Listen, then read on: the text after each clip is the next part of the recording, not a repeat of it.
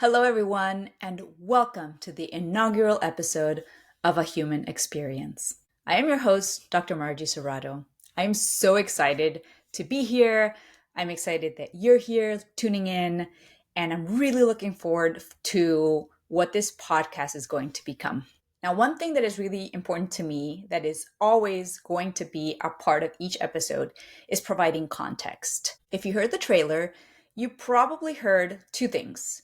One of them is that this podcast is based on personal growth. And the other is that this podcast is also based on cultural awareness. These are two things that are super important that will always be integrated into the episodes.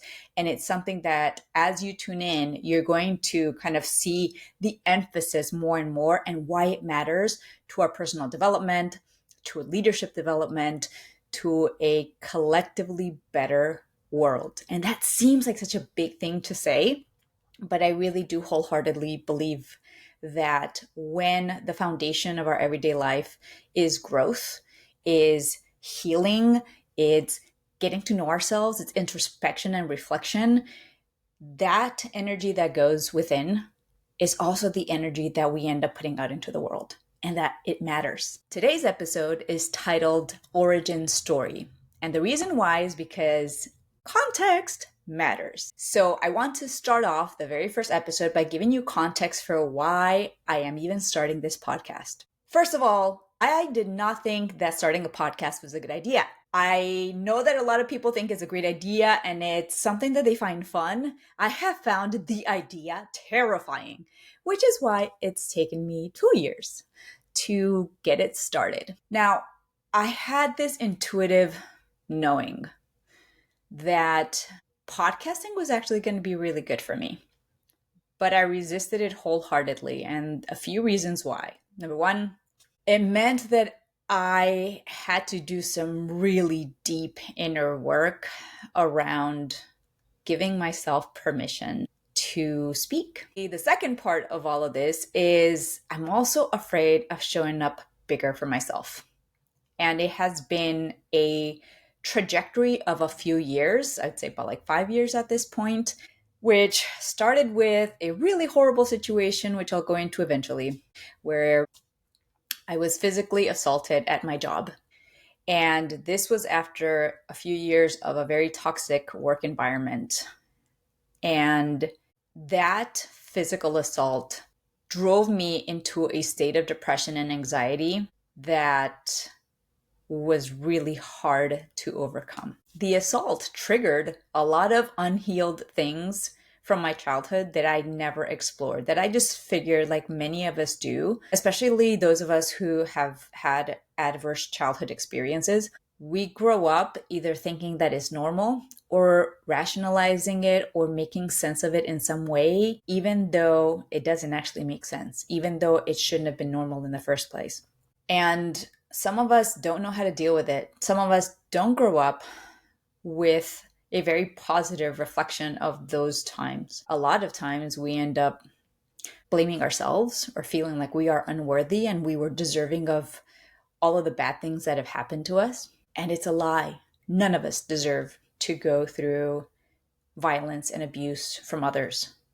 None of us deserve to be mistreated. But especially as kids, that's the only way that our brains can make sense of things. For me, I did not make sense of it that way. There was never a point in my life, being little, going through horrific situations where I thought, I deserve this. No, I was a good student. I was always well behaved. I shut my mouth when I was told to. And so I knew cognitively and emotionally that I didn't deserve those things. I was 40 years old. Up until that point, I had lived my life the way that most of us do, achieving things, accomplishing things, or wanting to accomplish things, wanting to meet certain goals throughout our life and thinking that that's what's going to make us happy. I played that game too. I did all the right things. I earned the PhD. I have all the student loans to show for it, okay? And at the end of the day, that's not what makes us happy. It's not the achievements, it's not the accomplishments, it's not the titles, it's not the salary. There are other things that contribute to our sense of fulfillment and purpose. And it's not those goals that we're all trying to achieve.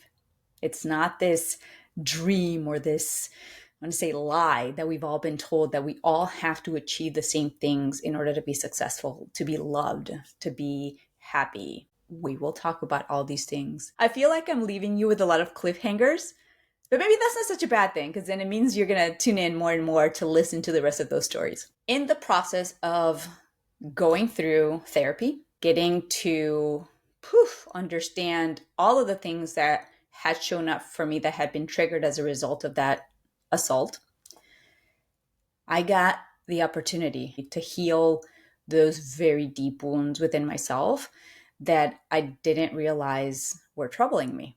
I didn't realize that they were there. They're just lingering, dormant, but they were never gone. Since then, as I've been learning more about myself, as I started diving really deeply into personal growth, self-help books, all of these different things to improve myself, I started putting a lot of different things together that mattered for me and that I've learned in recent years matters for me to share with the world. So back to the origin story. A couple of years ago, as I started speaking publicly here in the Cincinnati area, which is where I currently am, I started noticing that compared to the way that I spoke before as a researcher, as an anthropologist, which is my background, I wasn't speaking from my head.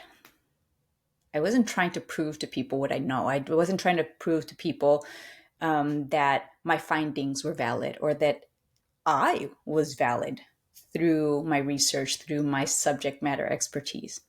I started noticing that when I speak about personal development, when I speak about healing, when I speak about self-improvement, about leadership skills, that there's a very different part of me that opens up. And the best way that I can describe it, just hang with me while I do, okay? You don't have to understand it for it to be true. I really want you to sit with this because it matters to my experience as a human being. And it also matters for you to recognize, when does this happen to you? And it may happen to you in different ways.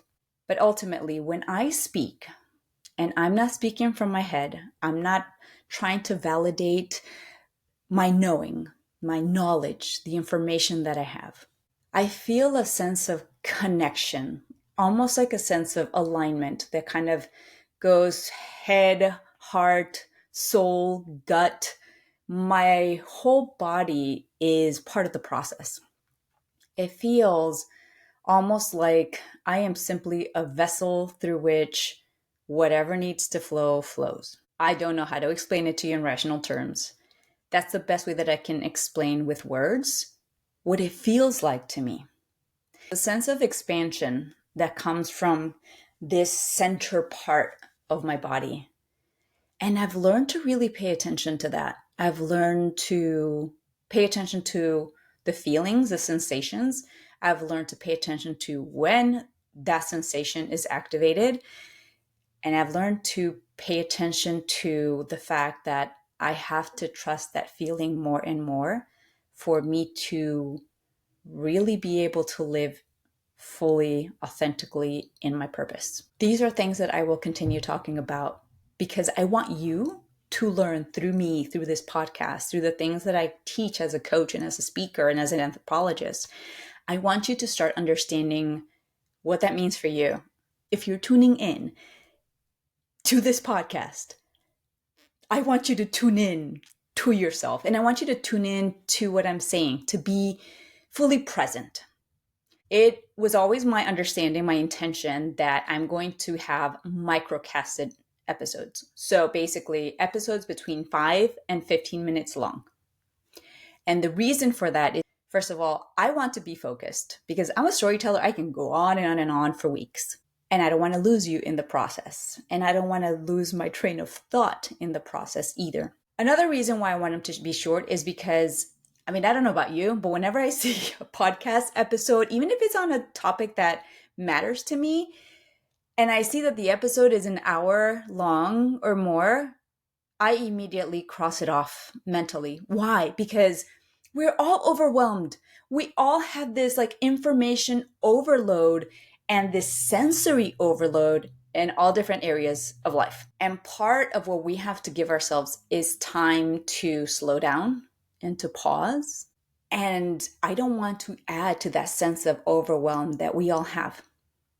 So in a way, I'm giving you through these episodes something that I would want to give myself by keeping the episode short, by making it short enough that you can include this as part of your weekly routine. And more importantly, to be able to integrate what you learn, to be able to integrate the insight that you get from it. Now, the insight isn't just going to come from the things that I say and I share. The insight is going to also be when you stop to reflect on how does this apply to me? That's when the integration really happens. What I'm going to share with you is simply a point of reference. And it's a place for me to, through my own experiences as a human being, to be able to share with you, to give to you what I have learned. But what I've learned from my own life is not going to be the same for you. So you have to take the learning and make sense of it for yourself, or be curious about, does this apply to me or not? Or how could it be different for me? How does this matter to me? Or how could this matter to somebody else that is around me? So listen, not just for yourself, be present, not just for yourself, but also be present because what you learn could be a tool that you can share with someone else. And that matters. Another reason why I wanted to keep these episodes short is because I don't know about you, but when I get excited and I learn, from someone, or I want to find out more information about something, I go down the rabbit hole and I want to binge on the content. So if you happen to stumble on this podcast, months from now, and you decide, oh my gosh, you know what? This is great. I learned a lot. Let me go back and listen to some other episodes that you can binge and that you can actually fit in the binging, again, without the overwhelm. So to end this first episode, I want to invite you to co-create this podcast space with me. What do I mean by that? What I mean is, this is not just me sharing with you. Your energy, your contributions, your engagement, your questions are going to help me to come up with podcast episodes in the future that are going to be relevant to you. I can share about a lot of different things in my life. I can share about a whole lot of topics. But I want to be able to also offer you things that you feel like are going to be most important to you right now. And the cool thing about starting the podcast and you being a part of this journey as I start is that you get to have a lot of input. And that input matters to me. And I hope that it matters to you as well. Follow the podcast on your favorite listening platform. And also follow on Instagram. Share what you've learned with me. Be courageous in sharing your comments. Be courageous in asking questions. Be courageous in asking for resources that you might be looking for. And to the best of my ability, I will be able to provide that for you. And if I don't know, I will help you find the answers as long as they're relevant to the podcast, as long as it's relevant to personal development. I will be happy to look for those for you, because guess what? As I do that with you and for you, I also learn something for myself. So we're helping each other out. We are co-creating this space together by exchanging energy, and always with a sense of purpose and intention, and an intention to learn together. We're going to be able to help create this space into something that's going to evolve beautifully, not just for you and me, but for others who are tuning in over time. Thank you for being here. Thank you for your presence. And I look forward to hearing from you, and we'll see you on the next episode.